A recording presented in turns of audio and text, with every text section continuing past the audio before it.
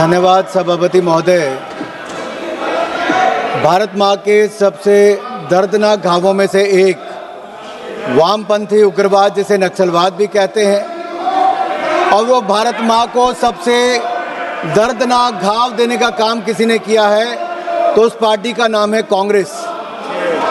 और ये विचारधारा जो Anurag Thakur ji please continue. Anurag Thakur ji please continue.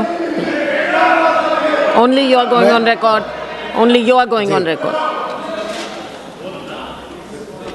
सो भारत माता के सबसे दर्दनाक घावों में से एक, जिसे वामपंथी उग्रवाद भी कहते हैं और नक्सलवाद भी कहते हैं, ये दर्द देने का काम जिन्होंने किया, उनके नेता आज इसमें गंभीरता से चर्चा करने के लिए भी तैयार नहीं हुए।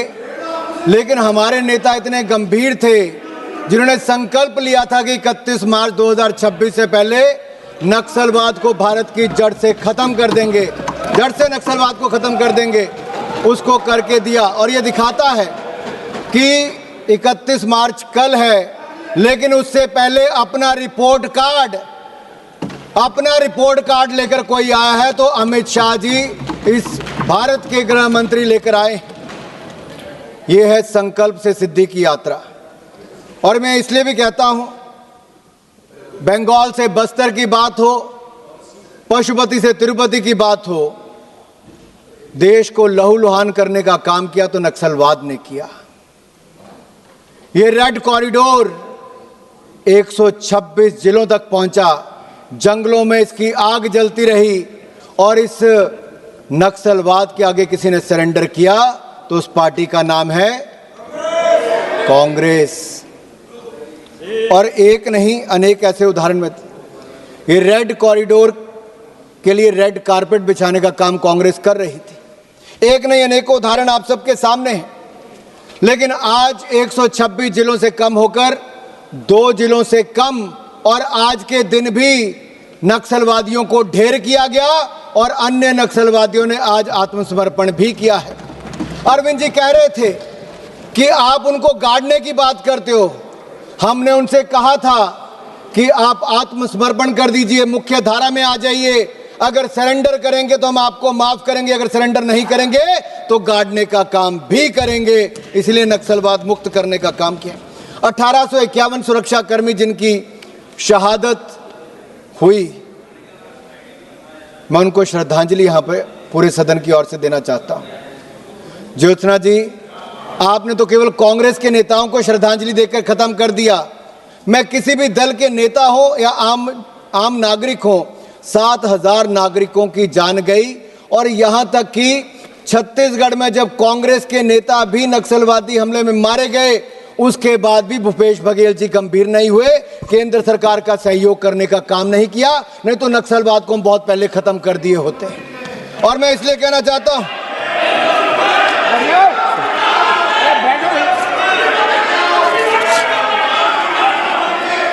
ये तो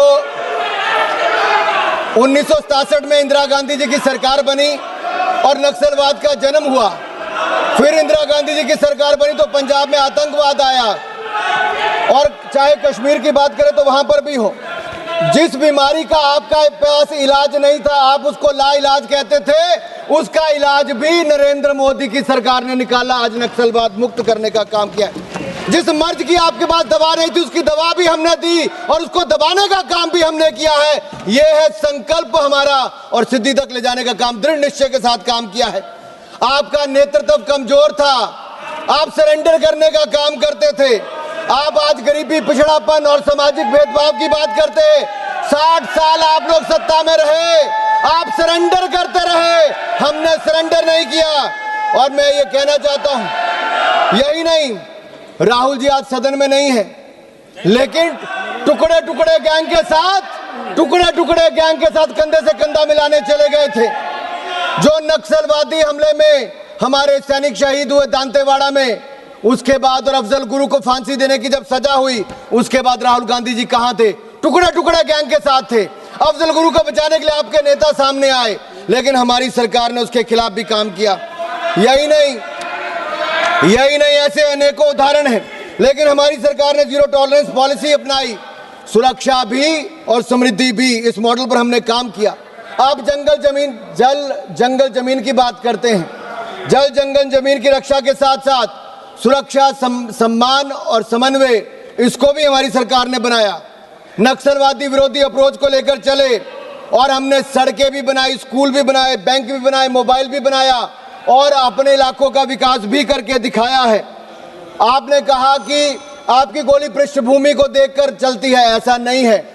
मोदी सरकार ने जो विकास किया उसके लिए किसी का धर्म, किसी की जाति नहीं देखी। 25 करोड़ गरीबों को गरीबी रेखा से बाहर निकालने का काम किया। ये जगदम्बिका पॉल जी हमारे बीच में बैठे हैं, माननीय सभापति जी, इनके दामाद प्रवीण सिंह जी IPS अफसर थे, झारखंड में थे, नक्सलवादियों से लड़ते लड़ते वो घायल भी, उनकी जान भी चले गई।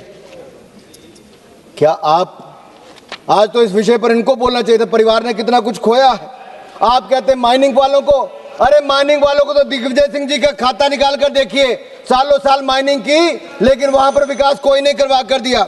मैं कुछ बातें यहाँ पर 67 से मैडम, मैं सिर्फ 3 मिनट में अपनी बात खत्म कर रहा हूँ। 67 के दशक में इंदिरा जी की सरकार थी, IB चौहान जी ने क्या कहा, गृह मंत्री थे, उन्होंने कहा यह कानून व्यवस्था का मामला है, इसे स्थानीय पुलिस बल द्वारा रोका जाएगा, कुचला जाएगा। ये थाने का मामला है, थाने का मामला बताया था आपने 67 में, 126 जिलों में पहुंचा। 80 के दशक में राजीव गांधी जी की सरकार में उन्होंने कहा नक्सलवाद की समस्या मूलतः सामाजिक आर्थिक समानता की समस्या है। मैडम 2 मिनट में खत्म करो प्लीज। इसे विकास से हल कर लिया जाएगा।